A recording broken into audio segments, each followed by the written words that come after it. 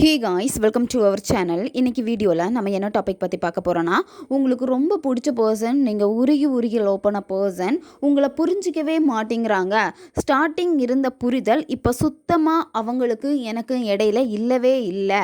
ஏதோ ஒரு ரீசனால் உங்களுக்குள்ளாடி சண்டை பிரிஞ்சு போயிட்டீங்க. நீங்கள் பேச ட்ரை பண்ணிடுறீங்க, புரிய வைக்க ட்ரை பண்ணுறீங்க. ஆனால் அவங்க புரிஞ்சிக்கக்கூடிய நிலைமையிலே இல்லை. உங்களை ரொம்ப அவாய்ட் பண்ணிக்கிட்டு இருக்காங்க.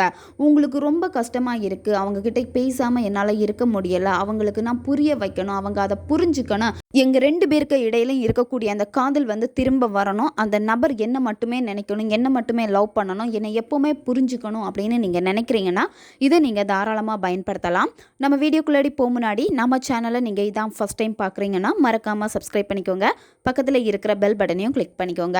அப்போ தான் நான் போடுற வீடியோஸ் எல்லாமே உடனுக்குடன் உங்களுக்கு நோட்டிஃபிகேஷனில் வந்துக்கிட்டே இருக்கும். வாங்க வீடியோக்குள்ளாடி போகலாம். இந்த மெத்தடை யாரெல்லாம் பயன்படுத்தலாம் அப்படின்னா, உங்களுடைய ரிலேஷன்ஷிப்பில் அடிக்கடி சண்டை வருது. கணவன் மனைவியாக இருந்தாலும் சரி, நீங்கள் லவ்வர்ஸாக இருக்கிறீங்கனாலும் சரி, அடிக்கடி சண்டை வருது.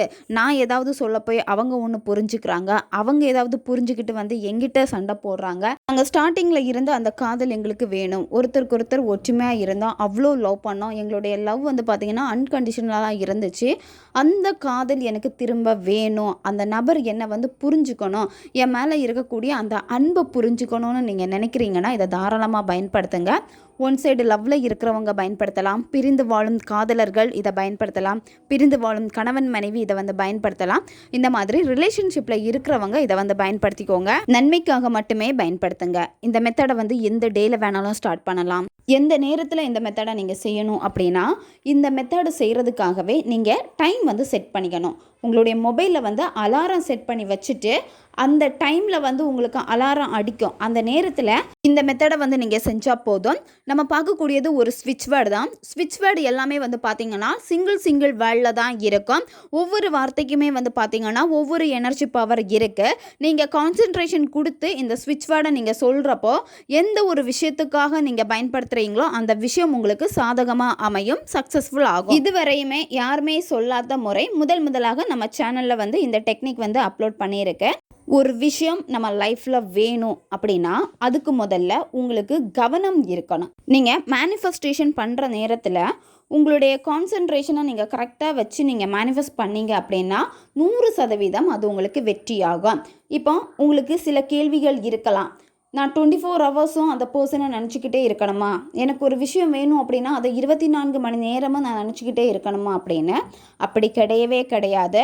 ஒரு விஷயம் உங்கள் வாழ்க்கையில் வேணும், தேவைப்படுதுன்னு நீங்கள் நினைக்கிறீங்க அப்படின்னா நீங்கள் ஒரு நிமிஷம் கரெக்டாக நீங்கள் பயன்படுத்தினாலே போதும்.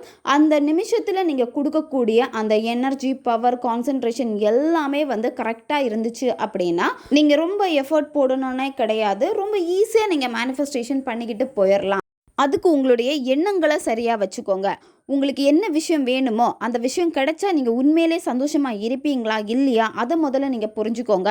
நீங்கள் செய்யக்கூடிய வேலையாக இருந்தாலும் சரி, உங்களுக்கு எவ்வளோ பணம் வேணுமோ அந்த பணத்தை அட்ராக்ட் பண்ணுறதா இருந்தாலும் சரி, ஒரு பர்சனை அட்ராக்ட் பண்ணுறதா இருந்தாலும் சரி, அதில் உண்மையான சந்தோஷம் உங்களுக்கு இருக்கா அப்படின்னு முதல்ல பாருங்கள். அந்த சந்தோஷம் உங்களுக்கு இருக்குது அப்படின்னா நீங்கள் இந்த மேனிஃபெஸ்டேஷன் பண்ணுறப்பவே நீங்கள் அந்த சந்தோஷ உணர்வு நிலைகளை நீங்கள் கொடுத்தாலே போதும், அது உங்களுக்கு மேனிஃபெஸ்டேஷன் ஆகும். இப்போ ரீசெண்டாக என் லைஃப்பில் எனக்கு ஒரு விஷயம் நடந்துச்சு. அதை உங்களுக்கு எக்ஸாம்பிளுக்காக நான் சொல்கிறேன்.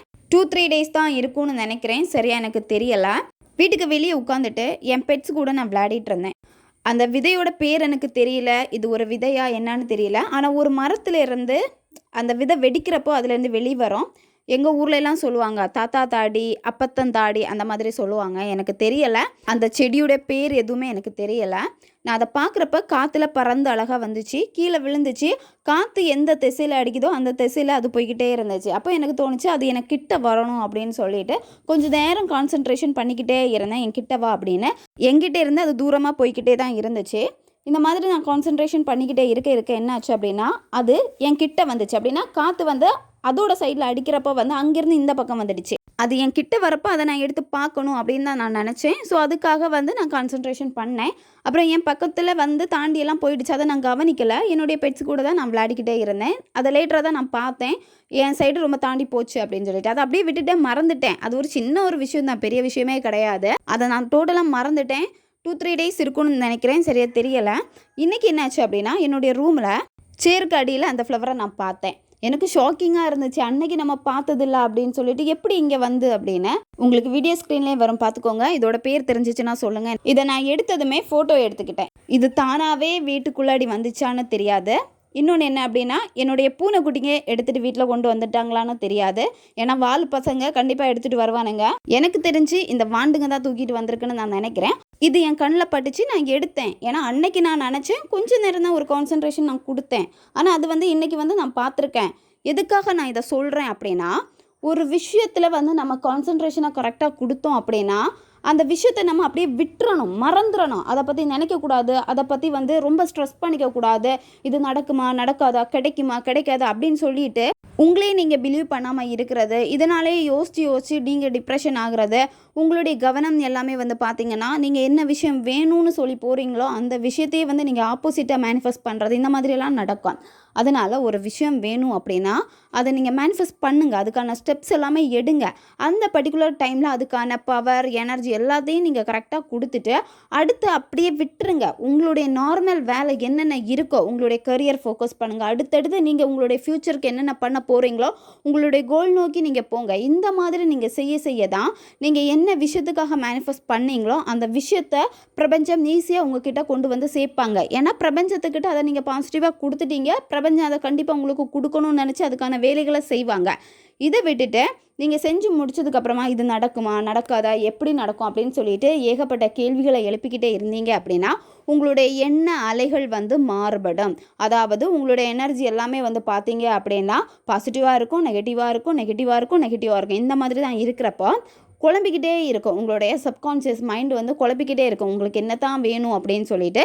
இதனால் உங்களை ஒரு குழப்பத்துக்குள்ளாடியே வச்சுக்கும். இது எல்லாமே நீங்கள் தான் பழக்கப்படுத்துறது. உங்களுடைய எண்ணங்கள்னால உங்களுடைய ஆழ் மனதில் இந்த மாதிரி பதிய வச்சுட்டீங்க அப்படின்னா நீங்கள் தெளிவான மனநிலையில் இருக்கவே மாட்டீங்க. எப்போவுமே குழப்பத்தில் தான் இருந்துக்கிட்டே இருப்பீங்க. அதனால் என்ன வேணுமோ அதில் மட்டும் உங்களுடைய கவனத்தை வச்சுட்டு அடுத்து உங்களுக்கு என்னென்ன வேலை இருக்கோ அதை நீங்கள் ஃபோக்கஸ் பண்ணாலே போதும். நீங்கள் செய்யக்கூடிய மேனிஃபெஸ்டேஷன் உங்களுக்கு கண்டிப்பாக வந்து சக்ஸஸ் ஆகும். இந்த மெத்தடில் வந்து பார்த்தீங்க அப்படின்னா நீங்கள் வந்து அலாரம் செட் பண்ணணும்.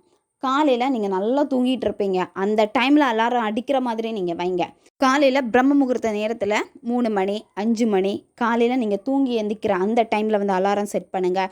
நைட்டு தூங்க போகிறதுக்கு முன்னாடி அலாரம் செட் பண்ணுங்கள். மதியம் நீங்கள் செட் பண்ணுங்கள். ஈவினிங் நீங்கள் செட் பண்ணுங்கள். இந்த மாதிரி நீங்கள் ஒரு நாளைக்கு வந்து பார்த்தீங்கன்னா 7-8 டைம் கூட இல்லை 10 டைம் கூட அலாரம் செட் பண்ணி வச்சுக்கலாம். அலாரம் செட் பண்ணுறப்பவே இந்த ஸ்விட்ச் வேர்டையும் அதில் எழுதி வச்சுக்கோங்க. அப்படி இல்லைனா ஸ்விட்ச் வேர்டுன்னு உங்களுக்கு எப்படி புரியுமோ அப்படி நீங்கள் அதில் நீங்கள் மென்ஷன் பண்ணி வச்சுக்கோங்க. அப்போ அலாரம் அடிக்கிறப்போ நீங்கள் எடுத்து பார்க்குறப்ப வந்து பார்த்தீங்கன்னா நீங்கள் என்ன பண்ண போகிறீங்களோ அதை குறிப்பாட்டு நீங்கள் எழுதி வச்சுட்டீங்க. உடனே உங்களுக்கு ஞாபகம் வரும். உடனே இந்த ஸ்விட்ச் வேர்டை சொல்ல நீங்கள் ஆரம்பிங்க. இந்த மாதிரி நீங்கள் செய்கிறப்ப என்ன ஆகும் அப்படின்னா அது ஈஸியாக உங்களுடைய சப்கான்ஷியஸ் மைண்டில் வந்து பதியும். காலையில் நீங்கள் பிரம்ம முகூர்த்த நேரத்தில் 3 மணி 4 மணி 5 மணி 6 மணி இப்படி 1 ஹவருக்கு ஒரு வாட்டி நீங்கள் அலாரம் செட் பண்ணி வச்சுட்டு இந்த ஸ்விட்ச் வேர்டை நீங்கள் சொல்லுங்கள். கவுண்டிங் முக்கியம் கிடையாது. இப்போ நீங்கள் தூக்க கலக்கத்தில் இருக்கீங்கன்னா அந்த தூக்க கலக்கத்திலேயே இந்த ஸ்விட்ச் வேர்டை நீங்கள் சொல்லுங்கள். படுத்துகிட்டே நீங்கள் சொல்லுங்கள். நீங்கள் எப்படி உட்காந்துட்டு இருக்கீங்களோ அப்படியே உட்காந்துட்டு இந்த ஸ்விட்ச் வேர்டை நீங்கள் சொல்லுங்கள். இதுக்கு எந்த பூஜை முறையோ மந்திர முறை எதுவுமே கிடையாது. அந்த பர்சனை மனசில் நினச்சிட்டு இந்த ஸ்விட்ச் வேர்டை சொல்லுங்கள். கவுண்டிங் முக்கியமே இல்லை.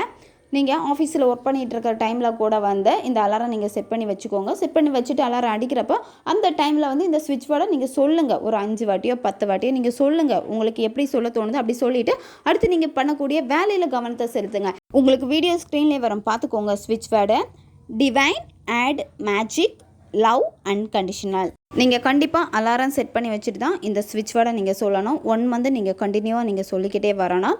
உங்களுக்கு ஸ்விட்ச் வேர்டை சொல்லலாம்னு ஞாபகம் இருக்கும். அப்படியே நீங்கள் மறந்துடுவீங்க. அதனால் ஒவ்வொரு டைமும் நீங்கள் அலாரம் செட் பண்ணி வைக்கிறப்போ அப்படியே நீங்கள் மறந்தால் கூட அந்த பர்டிகுலர் டைமில் வந்து அலாரம் அடிக்கிறப்போ உங்களுக்கு ஞாபகம் வரும். உடனே இந்த ஸ்விட்ச் வேர்டை நீங்கள் சொல்லிவிட்டு அடுத்து உங்கள் வேலையை பாருங்கள். இந்த மாதிரி செய்கிறப்போ நீங்கள் என்ன விஷயத்துக்கு நீங்கள் ஃபோக்கஸ் கொடுத்தீங்களோ அது உங்களுக்கு நடக்கும். அந்த பர்சனே உங்களை தேடி வருவாங்க, உங்களை புரிஞ்சுப்பாங்க. நீங்கள் என்ன எக்ஸ்பெக்ட் பண்ணீங்களோ, எப்படி அந்த பர்சன் இருக்கணும்னு நீங்கள் நினச்சிங்களோ அந்த காதலை உங்ககிட்ட கண்டிப்பாக வெளிப்படுத்துவாங்க. கோபம், வெறுப்பு எல்லாத்தையுமே மாற்றி உங்ககிட்ட இருக்கக்கூடிய அந்த காதலை அவங்களுக்கு புரிய வைக்கும். ரொம்பவும் சிம்பிளான ஒரு முறை தான் இது. தேவைப்படுறவங்க பயன்படுத்திக்கோங்க. ஓகே காய்ஸ், நம்ம சேனல் உங்களுக்கு பிடிச்சிருக்குன்னா மறக்காமல் சப்ஸ்கிரைப் பண்ணிக்கோங்க. வீடியோவை தேவைப்படுற உங்கள் ஃப்ரெண்ட்ஸுக்கும் மறக்காமல் ஷேர் பண்ணுங்கள். அவங்களுக்கும் இது உபயோகமாக இருக்கும். இன்னும் நிறைய வீடியோஸ் நம்ம சேனலில் அப்லோட் ஆகிட்டே இருக்கும். பக்கத்தில் இருக்க பெல் பட்டனையும் மறக்காமல் ப்ரெஸ் பண்ணி வச்சுக்கோங்க. அப்போ தான் நான் போடுற வீடியோஸ் எல்லாமே உடனுக்குடன் உங்களுக்கு நோட்டிஃபிகேஷனில் வந்துக்கிட்டே இருக்கும். அடுத்த வீடியோவில் சந்திக்கலாம். நன்றி.